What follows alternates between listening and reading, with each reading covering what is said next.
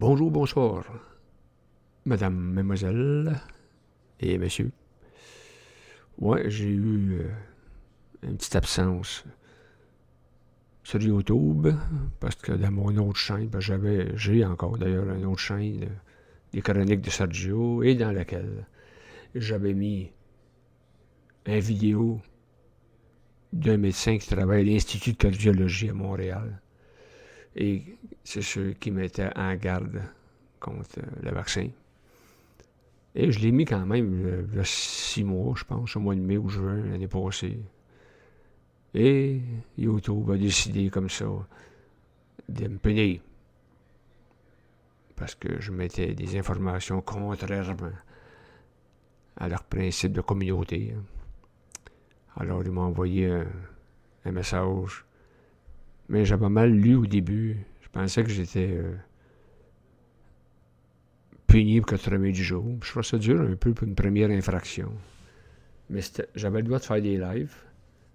Mais une semaine, j'avais pas le droit pendant une semaine de faire des vidéos comme celui-ci. Là, même le 90 jours, c'est que j'ai une surveillance sur ce que j'avais publié. Mais il n'y a pas de trouble. D'ailleurs, mon autre chaîne, je l'ai vidé complètement. Et puis, je sais pas ce que je vais faire avec. En tout cas, c'est pas un problème. Mais c'est celle-ci que je vais m'intéresser le plus. Le titre de cette vidéo, je viens tout juste, là. Je vous parle, il est 7h16. 7h15, ça m'est traversé l'esprit, ça va s'appeler Jeu d'âme, Jeu d'esprit. Qu'est-ce que je vais dire là-dedans? Ça revient un peu encore à ce que j'ai déjà dit un peu précédemment, là, au niveau de la diarrhée supplémentaire. C'est-à-dire que l'humain, souvent, il n'y a pas de limite. Et tout ce qu'il pense qu'il va lui faire du bien, bien, il va y aller souvent à outrance. On peut prendre quelques exemples. Les vitamines. Vous savez, des petites vitamines là, en pilule, moi-même j'en prends. Puis ça me fait grand bien. Sauf que c'est pas. Je parle pas de mon cas, là, mais sauf qu'il y a des gens qui vont survitaminer. Et c'est pas bon. C'est vraiment pas bon. Parce que tu vas engorger ton système, tu vas le déséquilibrer, et cela va te provoquer des problèmes. C'est comme la boisson. Alors ça, je peux dire que j'ai abusé quand j'étais jeune, même pas si longtemps, là. Mais je veux dire, peut-être là, 7-8 ans. Là, ça, je suis bien tranquille. Là. Mais jusqu'à boire 2 bouteilles de vin d'une soirée, dans un camping, autour du feu. Je vais vous dire que quand je me suis levé de bout, là, c'était pas drôle à voir. Fallait que je mange à 4 pattes. Bon, il y a d'autres abus comme ça dans ma jeunesse pis tout, là. Tu sais, quand t'allais dans les soirées, dans ce temps-là, pour faire des années 80, puis c'était des showers, ça coûtait 3 pièces et demie, bar open, puis ça servait du vin. C'est effrayant, je veux dire, comment j'ai consommé. Donc, c'était trop. Hein? Je suis d'accord avec l'adage de Société des alcools, quand ils disent la consommation. Non, c'est pas ça. En tout cas, a bien meilleur goût. La modération a bien meilleur goût. C'est vrai. C'est vrai dans tout. Tu sais, c'est n'importe quoi. Tu peux dormir trop, mais là, ça dépend de ton état d'esprit, ton état d'âme. Tu vas moins temps rester couché que rester éveillé parce que tu es découragé, tu as de la peine, tu es dévasté, tu n'as plus le goût quasiment de vivre concrètement. C'est mieux t'enfermer dans tes rêves. Quelqu'un qui a perdu son emploi, une séparation, n'importe quoi. N'importe quoi qui peut réduire l'ego pratiquement à miettes Donc, c'est un autre démesure. La démesure n'est jamais bonne. Hein? C'est quelque chose qui va te rabaisser vibratoirement. Donc, si on regarde tout ça, c'est comme manger. Tu manges comme un cochon, tu vas des problèmes d'estomac. Ça va de soi. C'est comme rouler en automobile. Rouler à 140 km/h, c'est dangereux. Etc., etc. C'est de la démesure. C'est un manque d'équilibre. C'est un manque de raisonnement. C'est un manque de conscientisation. C'est un manque total. T'es pogné à l'os. Puis tu t'en aperçois pas. C'est sûr que tu t'en aperçois pas. Parce que je l'ai vécu certains là-dedans. Puis j'avais l'ego tellement gonflé. Parce que j'ai fait ça, moi, de rouler 120 000 à l'heure dans une course sur une autoroute. Avec 2 passages en arrière, 2 jeunes. Avec un autre de mes amis qui, lui ici, avait 2 jeunes. C'était de la folie totale. J'aurais pu me faire ramasser par la police. Je passais même sur des stops. C'était de la folie. J'avais 21 ans. J'étais pas bright. J'étais manipulé. Pas peur de dire, là. J'étais un vrai fou. Donc, ça, c'est des états d'âme. Quand je dis des états d'âme, dans ce sens-là, là, parce qu'on peut parler longtemps des états d'âme, mais j'étais manipulé par des mémoires d'âme. L'esprit n'avait pas sa place dans ma tête. Aucune lumière, hein? Ça flashait pas trop. Et j'étais manipulé, dominé par des entités qui essayent de l'astral, des entités qui étaient dans mon propre corps, je veux dire, des entités issues de mes vies antérieures, ça existe. Hein? D'ailleurs, j'ai parlé déjà là-dessus dans le suicide, comme quoi, que quand vous vous réincarnez, il y a des entités qui se réincarnent aussi en vous, dans votre personnalité, qui est attachée à l'âme, et ils peuvent vous causer beaucoup de tort. Ça, c'est un peu comme les M-Cultura, là, avec... comment est-ce qu'ils appellent ça? Il y a un terme pour ça. Sûrement d'entre vous peuvent connaître ça. Puis c'est toutes des petites entités comme ça. Il peut y en avoir une centaine. J'ai déjà aidé une personne qui avait été victime du M-Cultura. C'est très dangereux et c'est très déstabilisateur. Maudit, comment ça s'appelle, ça? Alors, ça ne me revient pas pantoute. En tout cas, les noms, depuis ce temps-là, il faut quasiment que j'écrive le mien, tu sais, quand je me présente. En tout cas. Puis, donc, pour revenir à ça, quand tu es dominé complètement, tu as des états d'âme vraiment pourris, que la lumière rentre plus bien, tu es comme auto-hypnotisé, mesmérisé, magnétisé. Tu n'es plus toi-même. Et l'état d'esprit, ça va être l'état que tu vas plus découvrir ce qui se passe dans tes états d'âme. Ceci pour dire que c'est pareil pour l'esprit mental.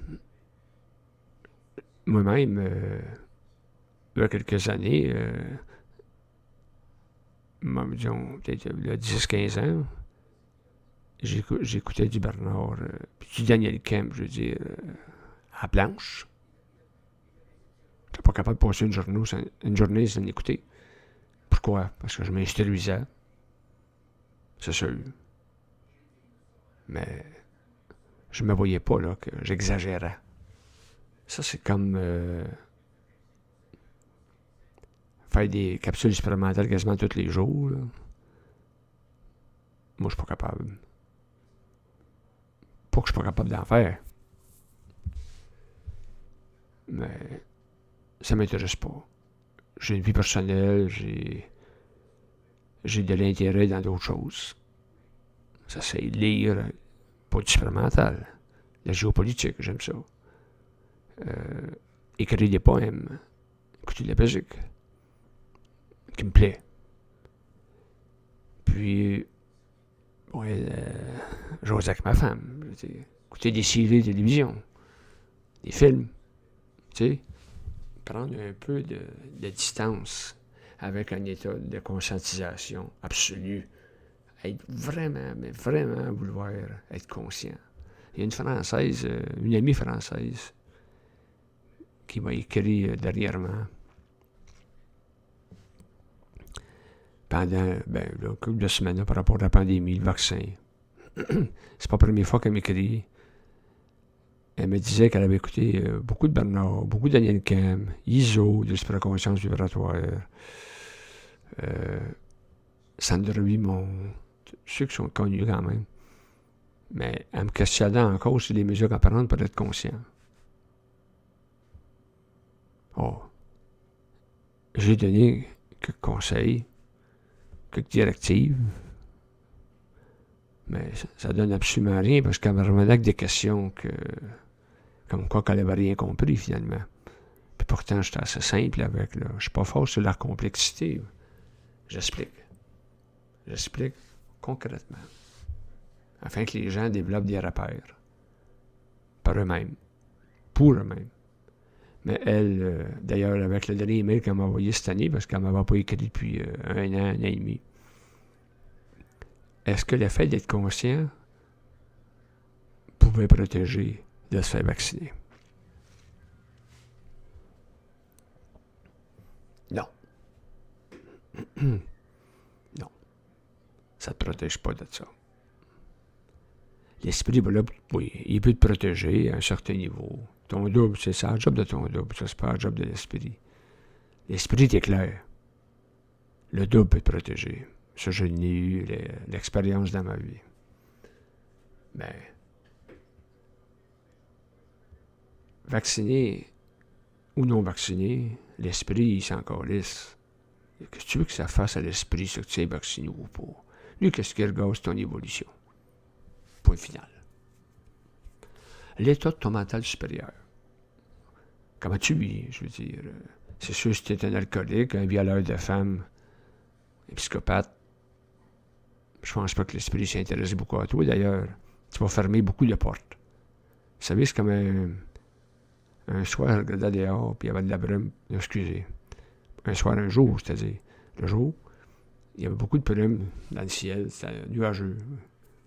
Puis je voyais un petit reflet, le soleil qui voulait sortir un peu. Un simple reflet. Puis ça m'a fait penser tout de suite à la lumière, qui ne peut pas pénétrer beaucoup, parce que c'est trop nuageux, finalement.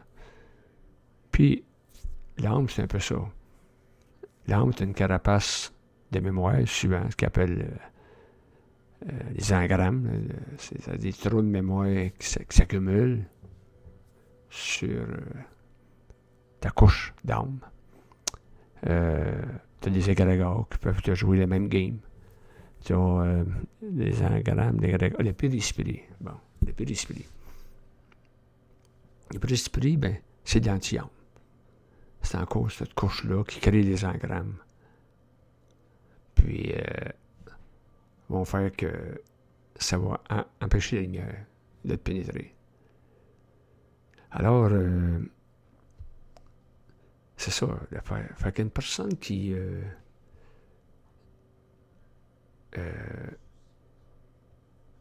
va trop vers cette soif de supramental,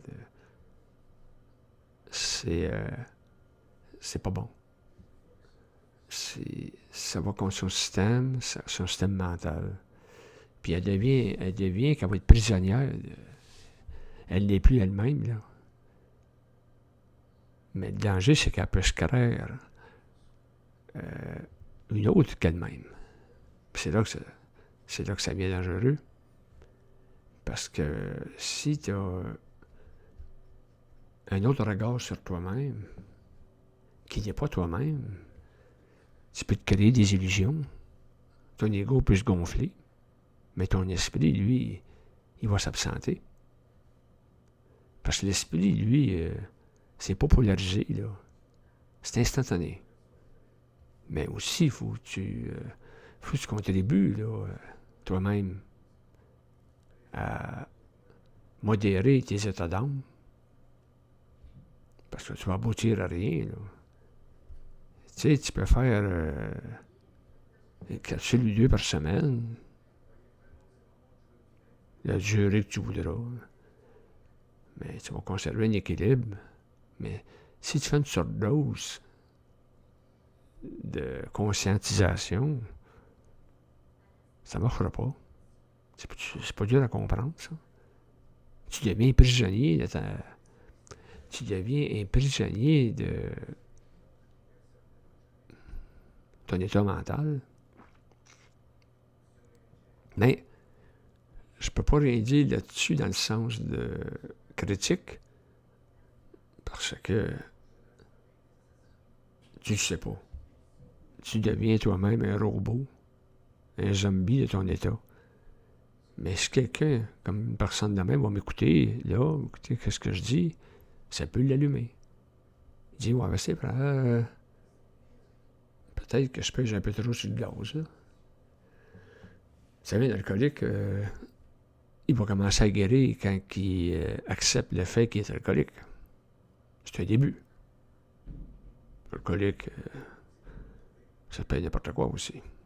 Mais on prend l'exemple de l'alcoolique. Tant qu'il consent à confirmer qu'il est alcoolique, ben il va en prendre un peu conscience. Puis il va faire ce qu'il a à faire. Fait que c'est ça que je voulais dire. Les états d'âme, les états d'esprit, plus que tu vas avancer dans l'esprit, dans des états d'esprit, tu vas améliorer ton état d'âme. Ça va de soi, ça. Tu vas te reconnaître un peu plus dans ta nature profonde, dans tes expériences. Ça ne veut pas dire que tu vas devenir une personne parfaite, là. Mais tu vas considérer un peu plus la réalité et non pas l'illusion de la réalité.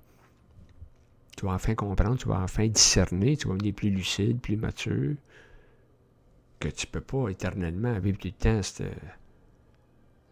cette mécanique-là. Parce que ça devient une mécanique, même automatique, tu n'en rendras même pas compte. On s'en rend pas compte quand on est manipulé. Parce que la journée que tu te sens, que tu sais que tu es manipulé, ou que tu peux être manipulé, ta conscience va grandir. C'est sûr. Mais si tu t'en rends pas compte, ou si tu fais rien pour essayer de remédier le problème, t'es fait à l'os. Bernard le disait qu'il y avait des gens qui l'ont suivi, surtout les séminaristes, qui se sont ramassés à grande bâtisse, comme qu'il disait. Autrement dit, un institut psychiatrique. On va voir ça, tu sais, on peut voir plusieurs cas, là. Des gens qui perdent leurs femmes, leurs enfants, tout ça, là. Et puis, ils ne sont pas capables d'absorber le drame. Où est-ce qu'ils vont aller? Ben, ils vont en prendre soit des antidépresseurs,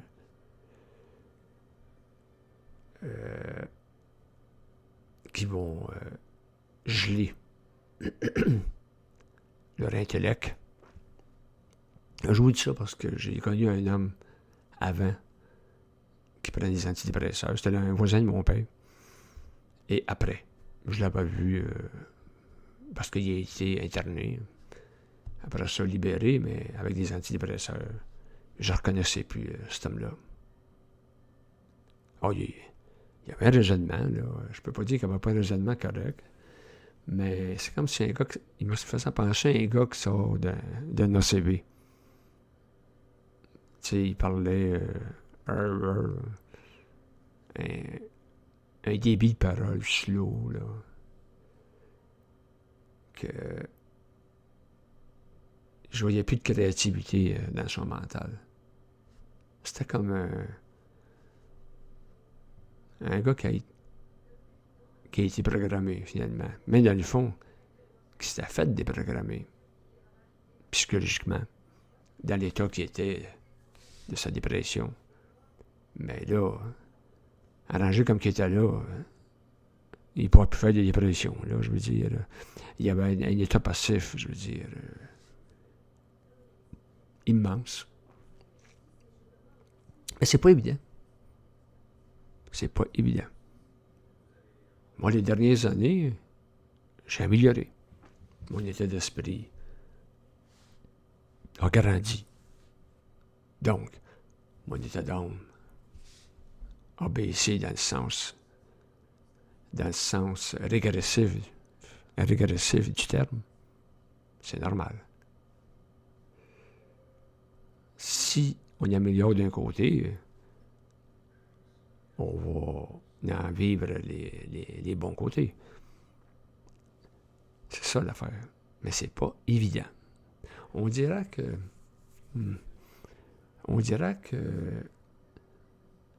le temps arrange les choses, oui.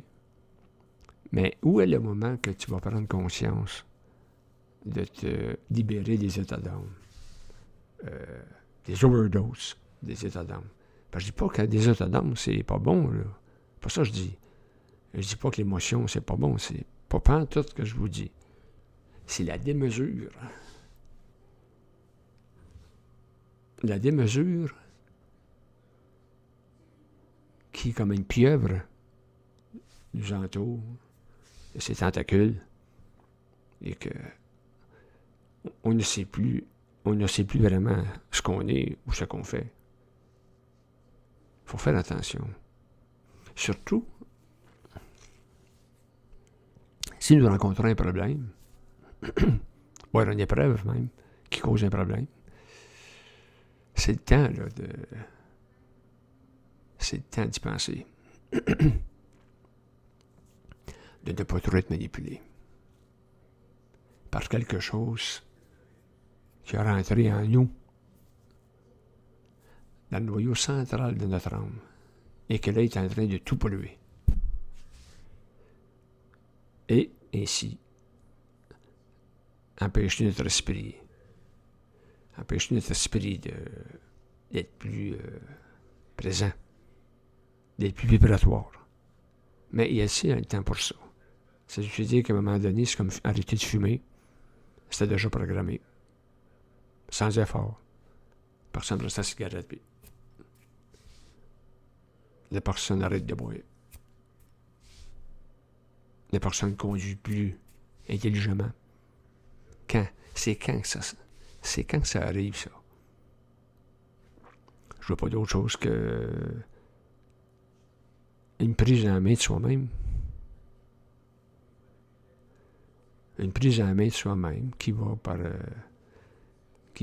le fait de s'éclairer. Peut-être aussi s'entourer d'amis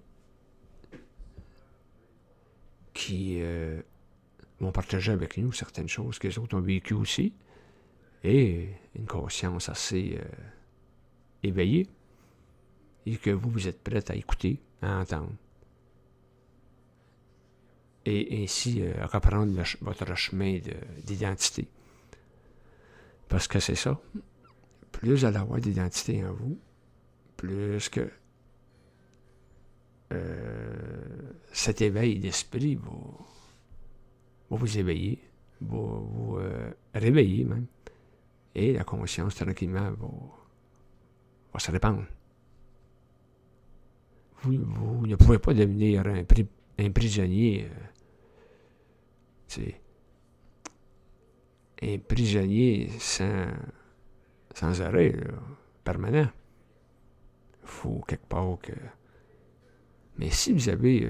je sais, j'ai des gens qui m'ont compté pratiquement leur vie, là, qui ont souffert beaucoup. Ça, c'est de l'inceste, tout ça. Des viols. Ou toutes choses. Mais qui ont... Une dernièrement, là, justement. Et puis, qui est venue à bout de se ressourcer, de se régénérer. Soit en écoutant du Bernard, soit... c'est pas important qui qu'on écoute. Bernard, c'est sûr que pour moi, c'était le champion. Là. Mais... qu'importe. Mais une personne qui a quand même un certain niveau de conscience pour vous faire comprendre des choses que vous n'étiez pas en mesure de comprendre avant. Alors, c'est bon, ça.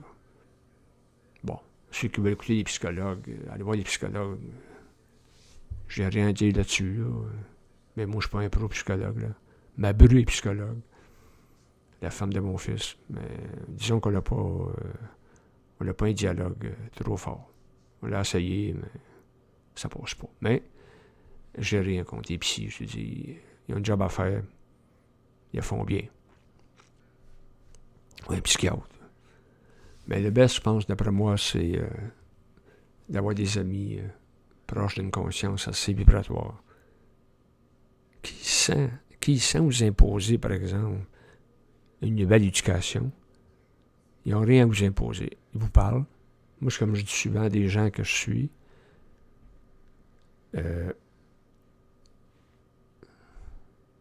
je propose, mais vous disposez. Ça reste neutre. Ça reste équilibre. Parce que c'est pas question pour moi de dominer quelqu'un et ainsi la rendre pire qu'elle. Tu peux pas dominer une personne. Est-ce que je peux pas comprendre une personne? Quelque chose de différent? Peut-être. C'est ouvert d'esprit. Mais si c'est pas ouvert d'esprit, je n'ai connu, ni rencontré. Il n'y a rien à faire. Ils sont dans une obscurité totale. Puis, non, c'est pas moi qui vais les aider. Peut-être un autre. Peut-être eux-mêmes. Et c'est là que, justement, que le destin d'une personne peut rentrer en action. Autrement dit, à un moment donné, elle va s'éclairer elle-même. Soit par des épreuves qu'elle vivra et qui feront prendre conscience. Moi, je peux pas aller plus loin que ça. Quand j'étais jeune, c'était effrayant. C'est l'ego qui parlait finalement. Je voulais convaincre tout le monde là, dans le supplémental, que je vais être libéré. Mais c'était une perte de temps incroyable. Ça, c'est l'ego. Mon ego, là, il était ballonné au bout. Mais ça faisait partie de mon développement. Puis, avec les années, je me suis bien aperçu que non, je t'ai dominé moi-même par mon orgueil ou par des entités qui gouvernaient mon âme. Le plan astral, il était très, très occupé avec moi. Il était content. Mais un jour, j'ai dit que c'est là. Fait que, en tout cas, une bonne partie, parce qu'on est toujours astralisé pareil. Hein? Dites-vous ça, là. Bernard était astralisé. Fait que, Daniel Kemp aussi. J'ai eu assez de contacts pour le savoir. De leurs proches. Peut-être pas d'astralisation. Comment je pourrais vous dire? Qui était négative envers les autres. Non. Mais une astralisation qui venait les chercher, eux, en dedans, dans leur intérieur, fort intérieur, et qui leur causait un problème. C'était, je vous dirais, selon ce que j'ai su, un débordement de sensibilité psychique qui les entraînait dans des mouvements, toujours pour eux autres mêmes. Ça touchait pas personne. Bon, oui, ça touchait certaines personnes dans le comportement, c'est ça que je cherchais. Il y avait un comportement, des fois désagréable, qui pouvait toucher leurs proches. Mais c'était pas malicieux, c'était pas manipulatoire, c'était vraiment un problème du comportement intérieur qui causait qu'il y avait une genre de brèche d'astralité qui rentrait en eux et ça venait toucher la personnalité. La personnalité, c'est quelque chose de très fragile. L'orgueil est relié à la personnalité, le narcissisme, wow, qui peuvent complètement vous mettre dans la marge. Et ça, l'ego embarque là-dedans, là, puis il en jouit. La journée que vous pouvez mettre un stop à la démesure de votre personnalité, vous allez comprendre après ce qui se passait en vous et que donc vous en étiez victime. C'est un travail sur soi-même. Et je connais des gens parmi vous ici, mais les gens qui me suivent sur YouTube, qui ont arrivé à des choses étonnantes. Et d'autres que je connais sur Facebook ou de mes amis personnels. J'ai un de mes amis, des fois ça se passe comme ça. Lui, il est jeune, mettons 17-18 ans. Là. Il se tenait avec des gens qui prenaient un coup, puis tout le temps sur la fiesta. Là. Puis un moment donné, sorti d'un bar, ils ont parti. C'est pas mon chum qui conduisait, c'était un autre. Et puis, ils ont passé sur une intersection que la personne, le chauffeur de l'autre automobile n'a pas fait sa lumière rouge. Et ça rentre dedans, d'aplomb. Pas de blessé grave, physiquement, mais mon chum, il a été dans le coma. Je pense 2 ou 3 semaines, à peu près, coma. Quand il s'est réveillé, il n'a pas eu de séquelles, hein, c'était correct. Sauf qu'il a changé. Oh, il a changé drastiquement son état d'âme pour faire place à son état d'esprit. Je le connais aujourd'hui, c'est mon plus grand ami. Puis, il est durement manipulable. Il est difficilement manipulable. Ça, il prend... Vraiment, il peut... J'ai vu certaines occasions qu'il était astralisé, mais il s'en est rendu compte lui-même. Et il s'est sorti du piège lui-même. C'est toujours graduellement, ça. Fait que ça, c'est un exemple. Lui, oui, il a fallu qu'il passe par un coma. Mais, sauf que son état d'esprit, il s'est développé rapidement. En 2 semaines, finalement. Après le coma. Mais c'est pas tout le monde. Faut-il souffrir pour avoir cet éveil? Je dirais que non. Mais ça peut aider. Parce que quand tu es assez écœuré de souffrir et que tu connais la source, l'origine, c'est que ça crée en toi de ta souffrance. Tu vas être capable ensuite de faire comme le fil d'Ariane dans la mythologie grecque. Ulysse, lui, quand il s'en allait dans des grottes qu'il ne connaissait pas, dans des dédales, des labyrinthes, il voulait revenir, il s'était mis un câble attaché au début de la grotte pour être sûr, quand il reviendrait, il remontait avec sa corde ou son câble. Et ainsi, ben, il sortait, puis il était correct. Fait que quand tu prends de plus en plus conscience de ton inconscience, eh bien, tu peux commencer à investiguer en revenant avec ton câble, puis te poser des questions. Pourquoi j'ai fait ci, pourquoi j'ai fait ça, pourquoi je suis ainsi et pourquoi j'avance pas, pourquoi je suis manipulé, qu'est-ce qui se passe en moi? Est-ce que je peux inverser la situation?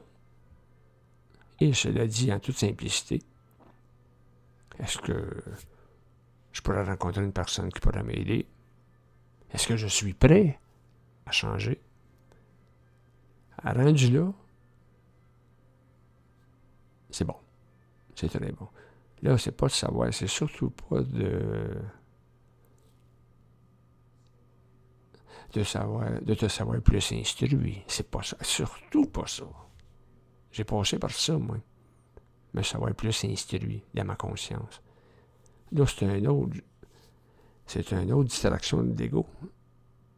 C'est pas parce que tu sais beaucoup de choses que tu vas être mieux. Absolument pas. C'est ta conscience qui doit grandir pour ainsi aller chercher ton identité réelle.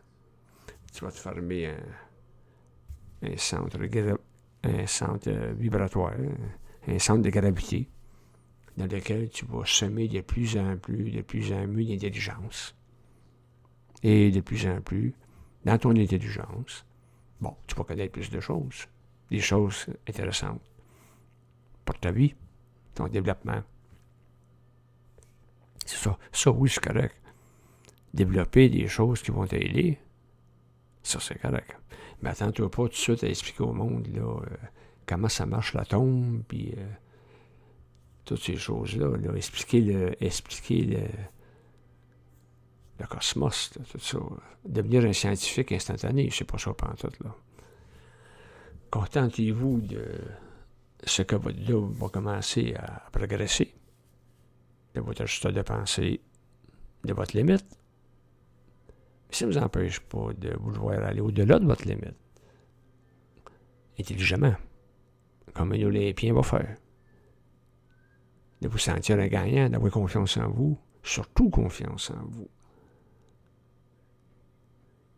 De ne pas croire. Là-dessus, je suis d'accord avec Bernard, de ne pas croire. Parce que croire, vous pouvez vous envelopper dans une croyance aveugle et encore retourner dans une manipulation qui peut être très sombre. Fait que non, c'est de vous développer, de vous comprendre l'environnement, votre entourage. Moi, il y a un moment donné, dans les années passées, quand je me couchais le soir, je me faisais une réflexion, là. Une petite tournée de ma journée, pour savoir qu'est-ce que j'ai fait. C'est intelligent ou pas? Puis avec ça, ben, parce que ça, là, c'est probablement la phrase la plus intelligente que Bernard a dit. Quand c'est intelligent, c'est intelligent. Tu t'en vas avec ça. Fait que si tu as des idées un peu croches, je sais pas, moi, de vouloir creuser une fille qui, de toute façon, avait rien à savoir de où, c'est pas intelligent. De manger comme un cochon, c'est pas intelligent. Vous mettez tout de suite des bords là-dessus, là. D'être quelqu'un qui parle contre les autres tout le temps, c'est pas intelligent. D'ailleurs, ça va vous revenir, ça, contre vous. C'est un boomerang. Fait que quand je dis que c'est intelligent, il faut que ça soit quelque chose qui va amener de la créativité en vous. Une nouvelle réalité. Une créativité qui va vous servir ensuite pour devenir plus conscient. Ça, c'est vous que vous allez le développer, vous allez le découvrir. Et avec ça, en parallèle, vous allez avoir accès à une nouvelle synchronicité. Synchronicité, c'est important. Parce que ça, la synchronicité, c'est relié aux événements qui vont suivre. C'est important, là. Si vous ne changez pas votre synchronicité, vous risquez de vivre des événements qui sont dus à votre manque de conscience. Au peu développement de votre mental. Parce que, voyez-vous, quand on est dans la merde, c'est pas juste le karma. Le karma, ça dépend de vos vies antérieures ou ça dépend de vos gaffes dans cette vie présente. Alors, la synchronicité, elle suit. C'est comme une clôture. Elle suit. Et si vous améliorez votre conscientisation, la synchronicité va s'ajuster. Et vous allez vivre des moments intéressants. C'est ça. Et pas nécessairement des karmas. Il faut tout le temps que vous vous ajustiez vibratoirement. Sinon, vous êtes fait à l'os. Donc, quand c'est intelligent, c'est intelligent. Ajustez. Ayez pas peur de vous ajuster dans une situation. Ayez pas peur de dire que vous n'aviez pas raison. Peut-être, dans une discussion. Parce que vous n'aviez pas raison, effectivement. Respectez. Respectez votre environnement. Respectez votre femme, votre mari. Les gens avec qui vous êtes amis. Respectez. Respect, c'est un des aspects les plus intéressants de votre évolution. Et puis, vous allez voir, la lumière va arriver. La lumière de votre intelligence. Ça va créer en vous des nouvelles opportunités que vous n'auriez pas eues avant votre ajustement. OK? Ça vous semble correct? Eh bien, moi, je vous laisse là-dessus. J'ai été content de vous revoir. Et n'hésitez pas à mettre vos commentaires. Là. Je remercie Lise Dupéré, Jeanne d'Arc, une autre, là, que Karina Selhard, je crois. En tout cas, Je vous remercie et j'espère avoir d'autres abonnés. C'est toujours intéressant de parler plus de monde, avoir plus de commentaires. Si vous avez des questions, gênez-vous pas.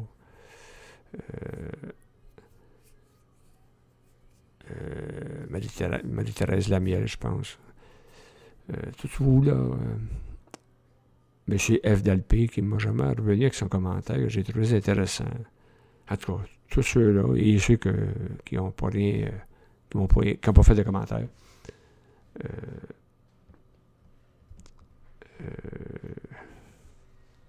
Eva, là, aussi. Et puis, il me semble que c'est ça, Eva, en tout cas, qu'importe.